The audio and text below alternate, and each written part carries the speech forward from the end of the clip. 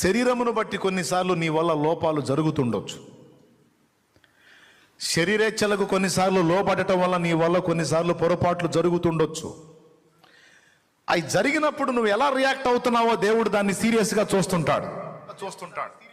నీ వల్ల కొన్ని లోపాలు జరిగినప్పుడు, అవి జరిగినప్పుడు నీ రియాక్షన్ ఎలాగుందో దేవుడు పట్టించుకుంటాడు.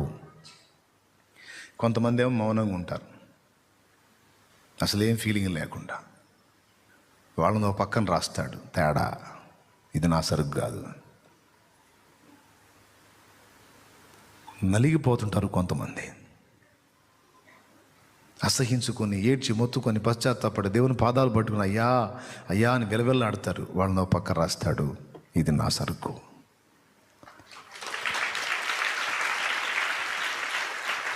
తొట్టు పడనివాడు నావాడు, తొట్టు పడినవాడు నావాడు కాదని కాదు. ఇద్దరు తొట్టు పడ్డాళ్లే, ఇద్దరి వల్ల చిన్నదో పెద్దదో పాపం జరిగినప్పుడు వాళ్ళ లక్షణాలు ఏంటి? పంది బురదలో పడిద్ది, దానికి ఎంజాయ్.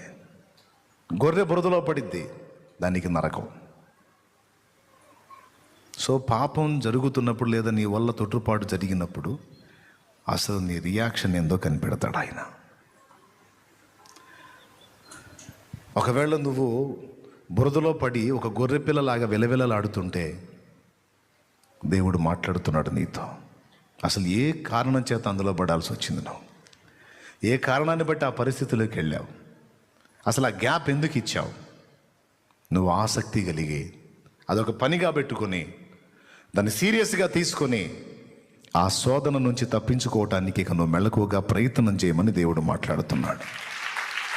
అయిందేదో అయిపోయింది, జరిగిందేదో జరిగింది, గతం తీసేయి, నేను క్షమిస్తున్నా, మన్నిస్తున్నా, నేనే నా చిత్తానుసారంగా నీ అతిక్రమాలన్నీ తుడిచేసా.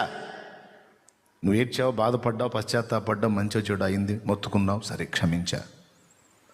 అసలు అట్లా ఎందుకు జరిగిందని ఆలోచిస్తున్నావా? నువ్వు ఆ గ్యాప్ ఎందుకు వచ్చిందని ఆలోచిస్తున్నావా?